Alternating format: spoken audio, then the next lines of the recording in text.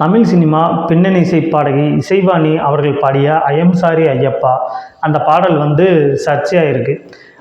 அது என்ன பாடல் அப்படின்னு பார்த்தீங்கன்னா, அது எப்போ பாடப்பட்ட பாடல், இப்போ ஏன் அந்த பேசு பொருளாக இருக்குது அப்படின்னு பார்த்தீங்கன்னா, ஒரு 6 வருஷத்துக்கு முன்னாடி பாடப்பட்ட பாடல் தான் ஐயம் சாரி ஐயப்பா அப்படிங்கிற பாடல் வந்து.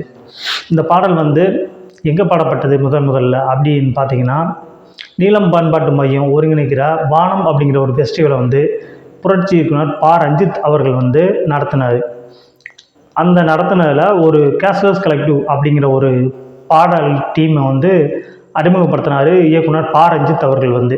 கேஷ்லெஸ் கலெக்டிவ் அப்படிங்கிற இசைக்குழு வந்து எந்த மாதிரியான பாடல்களை பாடுறவங்க அப்படின்னு பார்த்தீங்கன்னா, அது வந்து பார்த்திங்கன்னா ஒரு விடுதலை காணும் மாதிரியாக ஒரு எளிய மக்களின் குரலாக ஒலிக்கக்கூடிய ஒரு கானா இசை பாடல்கள், ஒரு ஃப்ரீடம் சிங்கர் அந்த மாதிரிலாம் இருப்பாங்களே, ஹிப்ஹாப் அந்த துறையில் பாடுறவங்க, அதாவது சுதந்திரமான இசை, ஒரு கல்ச்சர் இருக்கும்ல இசைக்கு அப்படிங்கிறது, அதெல்லாம் உடைச்செறிஞ்சிட்டு எப்படி வேணாலும் பாடலாம், மக்களுடைய இசையை மக்கள்கிட்ட கொண்டு போய் சேரணும் அப்படிங்கிற ஒரு காரணத்திற்காக பாடப்பட்டது தான் கேஷ்லெஸ் கலெக்டிவ் அப்படிங்கிறது வந்து. அது வந்து வானம் ஃபெஸ்டிவலில் வந்து நீலம் பண்பாட்டு மையத்தோட ஒருங்கிணைப்பாளர் பா ரஞ்சித் அவர்களோட தலைமையில் நடைபெற்றது தான் அந்த வானம் ஃபெஸ்டிவல்.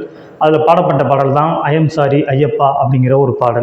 சரி, இசைவாணி பாடிய அந்த பாடல் வந்து இப்போ ஏன் பேசு பொருளாக இருக்குது, ஏன் விவாதமாக இருக்குது அப்படின்னு பார்த்தீங்கன்னா, இது வந்து ஒரு கார்த்திகை மாதத்தில் சபரிமலைக்கு வந்து எல்லாருமே மாலை போடுவாங்க. அதாவது ஆண்கள் மட்டும்தான் அதிக அளவு போவாங்க. பெண்களுக்கு வந்து அங்கே சபரிமலையில் மாலை போட்டு போவாங்க. அங்கே தரிசிக்கிற உரிமை இருக்கா அப்படின்னு. அது வந்து ஏன்னா ஒரு அரசு கட்டுப்பாட்டில் வந்து அந்த சபரிமலை கோயில் வந்து இல்லை. இதற்கு கேரளாவில் வந்து ஒரு கேஸ் நடந்தது. பெண்களும் அந்த வழிபாட்டு உரிமையில் வேணும் அப்படின்னு ஒரு கேஸ் நடந்தது.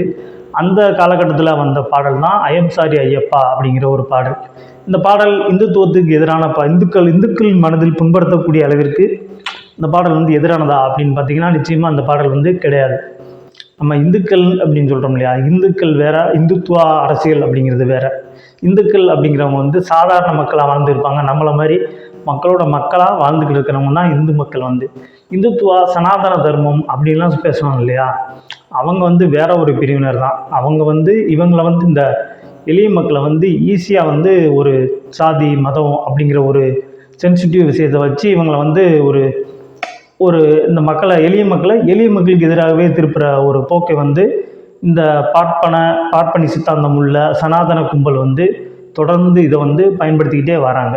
சரி, வானம் ஃபெஸ்டிவலில் நடைபெற்ற அந்த ஐயம் சாரி ஐயப்பா பாட்டு மட்டும்தான் பேசு பொருளா அப்படின்னு பார்த்தீங்கன்னா, அதில் உள்ள எல்லா பாடல்களுமே வந்து விவாதிக்கக்கூடிய அளவு கருத்து உள்ள பாடல்கள் தான் அனைத்துமே.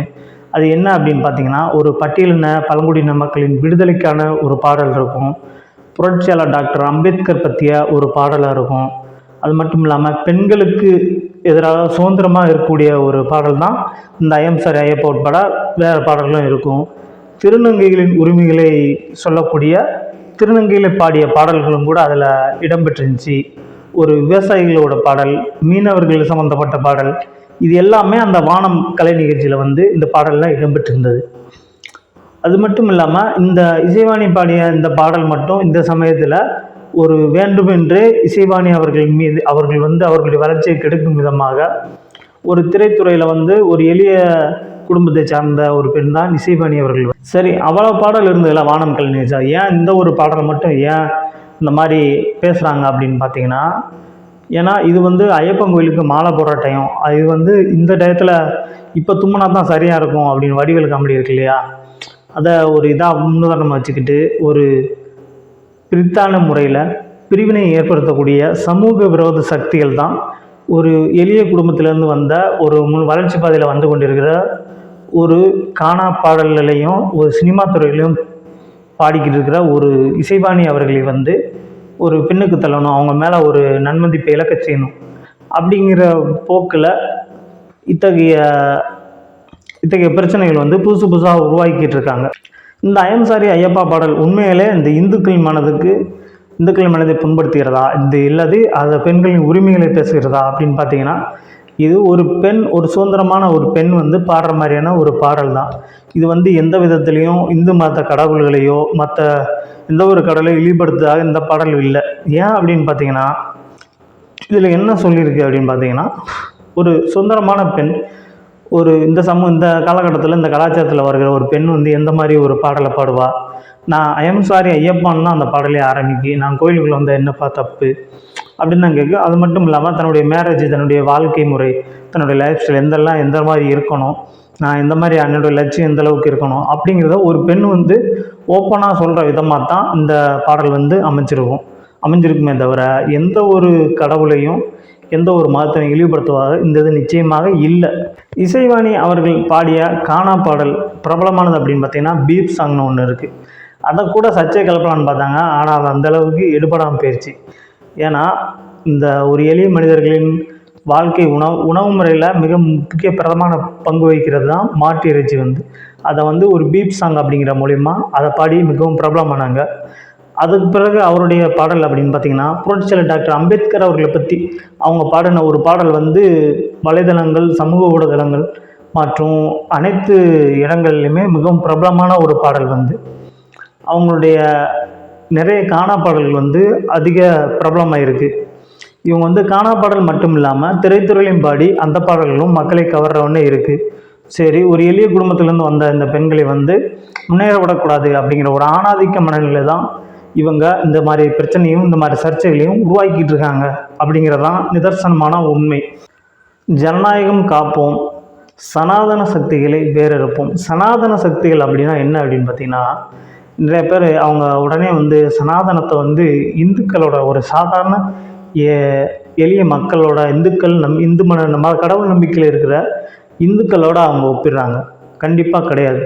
சனாதனம் வேறு, சாமானிய மக்களின் கடவுள் நம்பிக்கை என்பது வேறு. இந்துக்கள் என்பவர் வேறு, இந்துத்துவா என்பது வேறு. இதுக்கு ரெண்டுக்குமே வித்தியாசம் இருக்குது. இதை வந்து ஈஸியாக வந்து அவங்க டைவர்ட் பண்ணி இந்த மக்கள் எளிய மனிதர்களுக்கு எதிராகவே திருப்பி ஒரு போக்கு தான் சனாதனத்தின் ஆணி வேறாக அவங்க கடைபிடிச்சிக்கிட்டு வராங்க.